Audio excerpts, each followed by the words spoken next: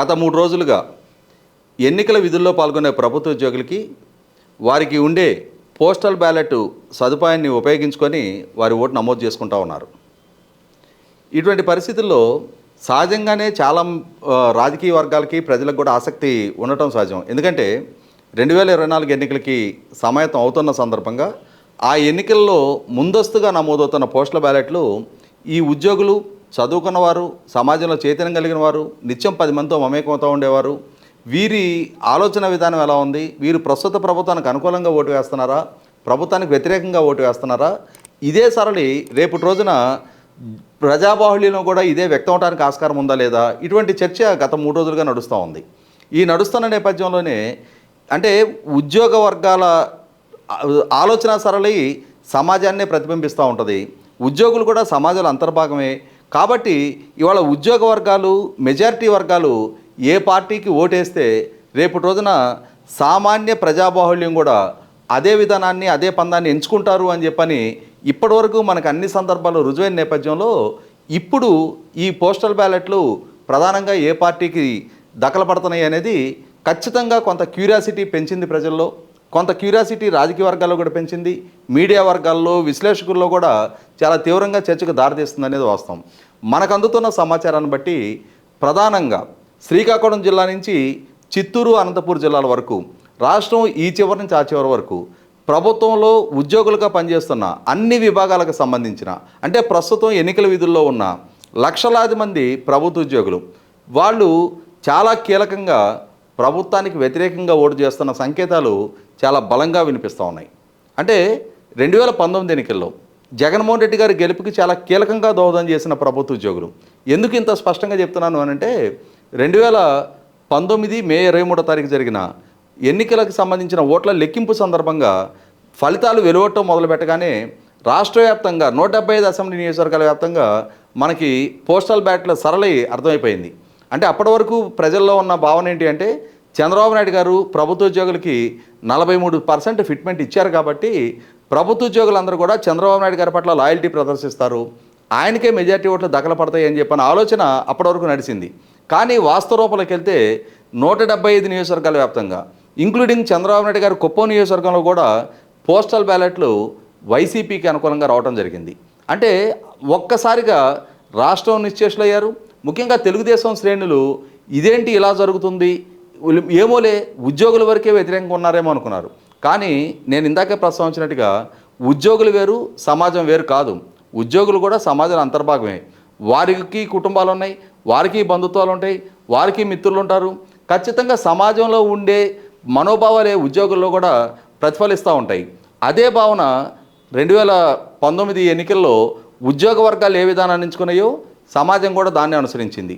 ఇప్పుడు 5 సంవత్సరాలు జగన్మోహన్ రెడ్డి గారి పరిపాలనా హయాంలో ఇదే ఉద్యోగ వర్గాలకి ఆ రోజు చాలా కీలకంగా ఉద్యోగ వర్గాల్ని ప్రభావితం చేసిన చాలా అంశాలని ఆ రోజు ఉద్యోగులకు ఇచ్చిన సిపిఎస్ రద్దు కానీ, మెరుగైన పిఆర్సీ కానీ, క్రమం తప్పని డిఏలు కానీ, ఇటువంటి ఏ ఒక్క హామీని కూడా, పోలీసులకి ఇస్తానన్న వారాంతపు సెలవును కానీ ఏ ఒక్క హామీని కూడా జగన్మోహన్ రెడ్డి గారి పరిగణలోకి తీసుకోలేదనేది వాస్తవం.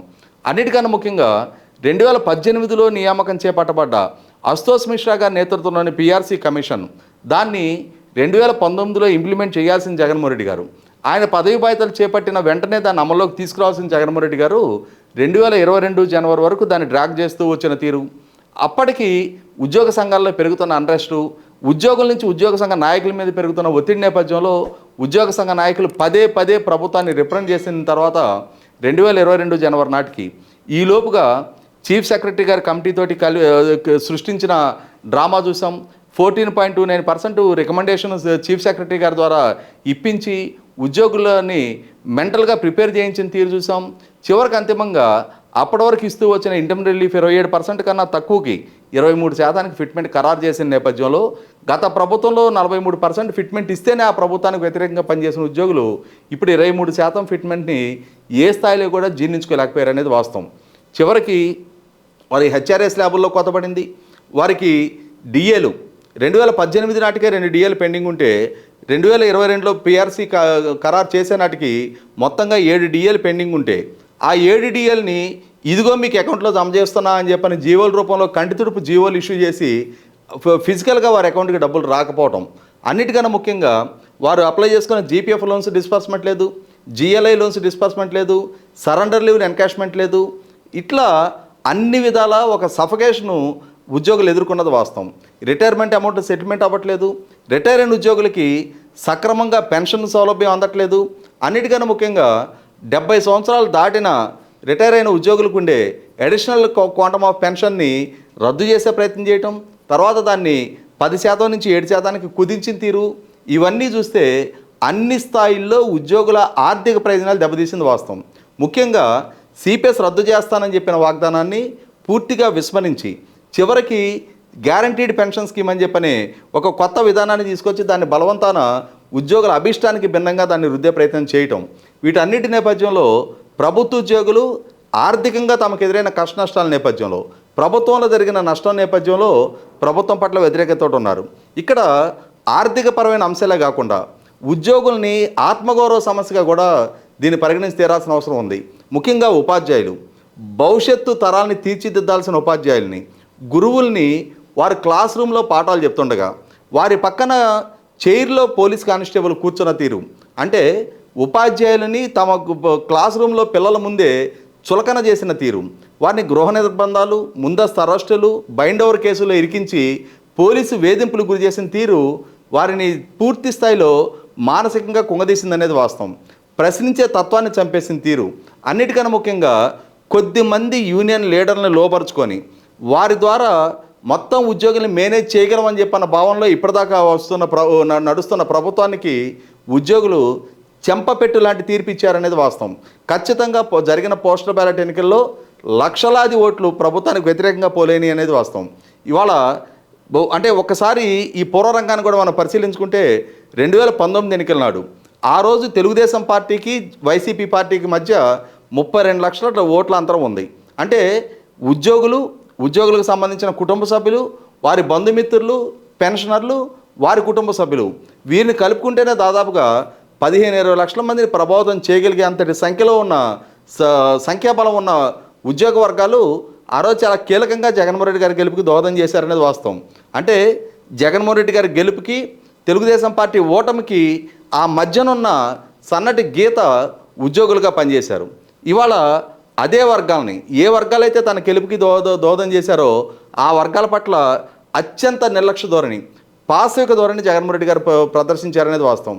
ఒక రకంగా అమానవీయంగా వారితోటి వ్యవహరించారు.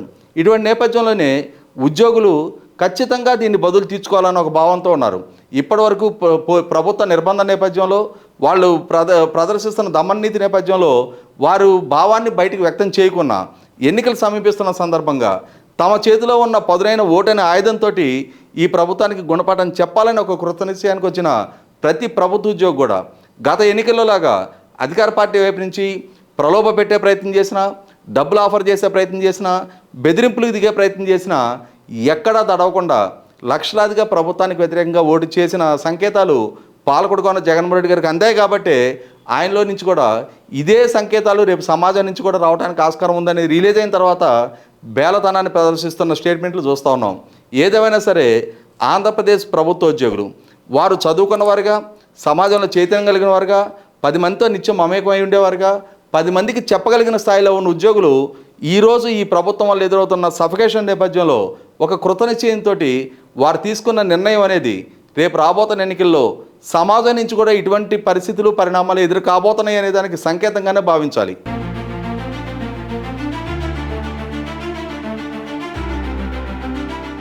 Like, share and subscribe to Rajaniti channel.